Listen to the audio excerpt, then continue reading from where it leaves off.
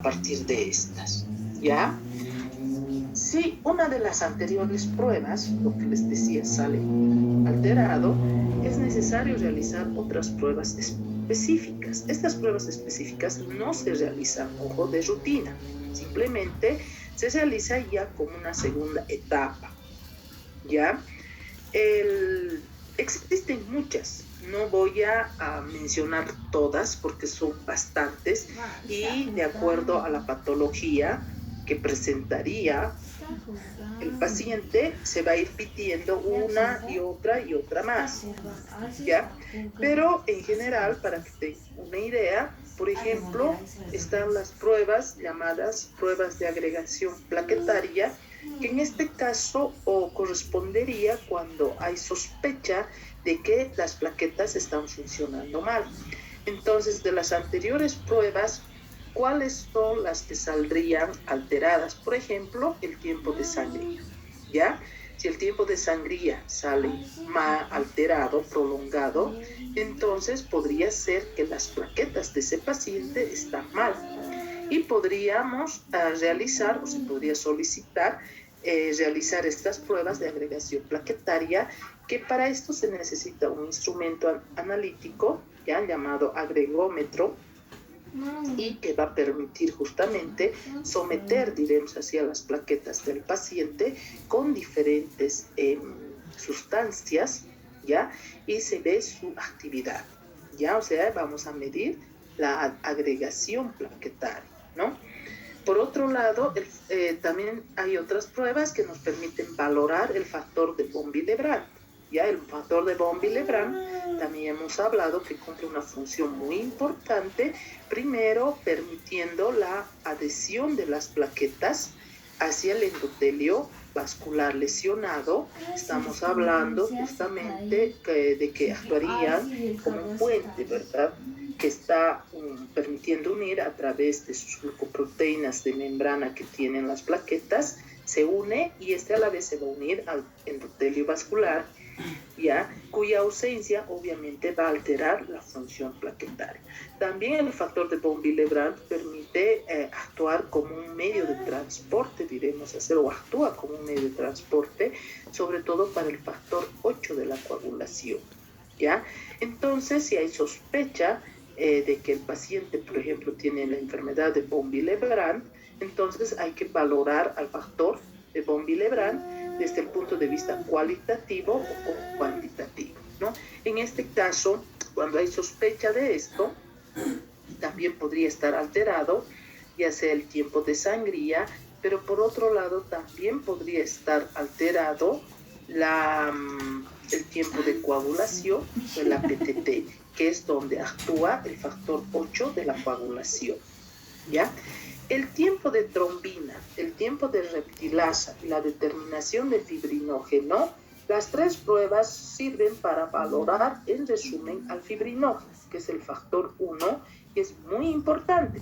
Imagínense, por más que toda la cascada de la coagulación, las plaquetas, todo esté muy bien, si no hay fibrinógeno, si el paciente por alguna razón no tuviera fibrinógeno o la actividad del fibrinógeno es mínima, jamás va a haber coágulo, porque el fibrinógeno es el que finalmente va a dar lugar al coágulo, ¿verdad?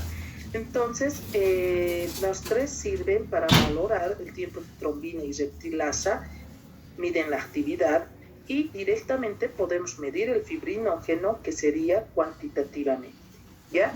La determinación individualizada de los factores de la coagulación ya es cuando hemos hecho las anteriores pruebas, ¿verdad? El APTT, el TP, si quieren el tiempo de coagulación, y esto ha salido alterado, puede ser estas dos pruebas, o solo el TP, o podría ser también que las tres pruebas están mal, ¿verdad? Si las tres pruebas están alteradas, tendríamos que pensar en los factores que intervienen a partir de la vía común, que sería sobre todo el factor 10, el factor 2 y el factor 1, hablando obviamente y nuevamente del fibrinógeno, ¿ya? Entonces, si hay sospecha de un paciente con hemofilia, por ejemplo, ya sea la hemofilia A o la hemofilia B o la hemofilia C, y nos sale alterado su APTT y su tiempo de coagulación del paciente, Entonces ya tenemos que buscar un factor, no todos, ¿verdad? Si sospecho que tiene hemofilias, entonces voy a hacer determinación del factor 8 en caso de hemofilia A, factor 9 en caso de hemofilia B o factor 11 en caso de hemofilia C. Ya entonces, para hacer estas pruebas, obviamente ya hay que aplicar criterios. Tanto debe tener criterio el médico, que en este caso van a ser médicos hematólogos, y también el bioquímico que está realizando el análisis, ¿verdad? Porque no voy a empezar, no voy a hacer todas las pruebas en donde, imagínense, no terminaría nunca y no van a llegar a nada. Y la determinación de anticoagulantes circulantes, normalmente todos tenemos cierto tipo y cantidad de anticoagulantes en nuestro organismo que obviamente dan lugar, ¿no? Y son muy necesarios para mantener un equilibrio interno, ¿ya?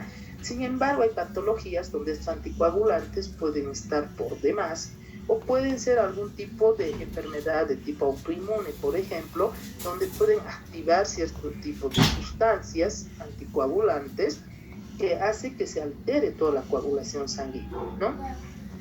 Por ejemplo, hay el anticoagulante llamado lúpico, que se presenta en pacientes con lupus eritematoso sistémico.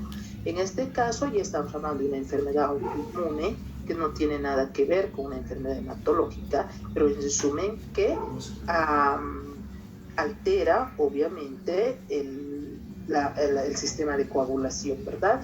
Entonces ya se puede realizar ciertas pruebas que ya son especiales en busca de estas sustancias, ¿ya? La fibrinólisis. Ya hemos mencionado que en resumen la fibrinólisis es la degradación del coágulo una vez que éste ha cumplido con su función. En caso de pacientes, por ejemplo, con trombocitosis, con trombosis venosa profunda, con embolia, con alguna enfermedad, es necesario buscar si realmente el paciente está atravesando por una crisis trombótica, por ejemplo. Es muy peligroso y en este caso lo que buscamos son los llamados dímeros D. Los dímeros D son sustancias que provienen de la degradación de la fibrina, ¿ya? Hoy en día, con lo que estamos atravesando por la pandemia, ¿verdad?, con COVID, los pacientes con COVID que se van muchas veces complicando, ya un indicador para ver si el paciente está mejorando o está empeorando justamente la determinación de dímeros D, porque lamentablemente algo que puede llevar a la muerte del paciente es justamente la formación de trombos en este paciente. Hay pacientes con COVID que prácticamente su organismo se ha librado del virus, pero las complicaciones tanto inmunológicas como en este caso hematológicas, si hablamos de coágulos internos, hace que el paciente complique mucho su vida y muchas veces lleve a la muerte. Entonces, dímeros D en esta época es una prueba muy solicitada. Ya los médicos hacen seguimiento del paciente a través de esta prueba. Si los dímeros D, por ejemplo, anda positivo en principio y luego se negativiza, realmente es un muy buen signo para un buen pronóstico del paciente. Por otro lado, si los dímeros D más bien están altos y no desaparecen, es un mal pronóstico para el paciente con COVID, ¿no? Ya cuando sobre todo están en terapia intensiva, por ejemplo, estos pacientes. Entonces, eso es lo que va a evaluar, ¿ya? Y esto es lo que evalúa en resumen la fibrinólisis o destrucción de un coágulo, en este caso interno, ¿ya?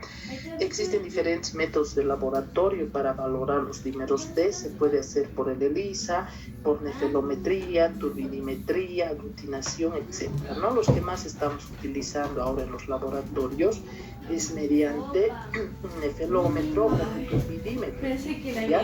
También el ELISA, la de aglutinación no es muy bueno, no es muy sensible, no es muy específico, ¿ya?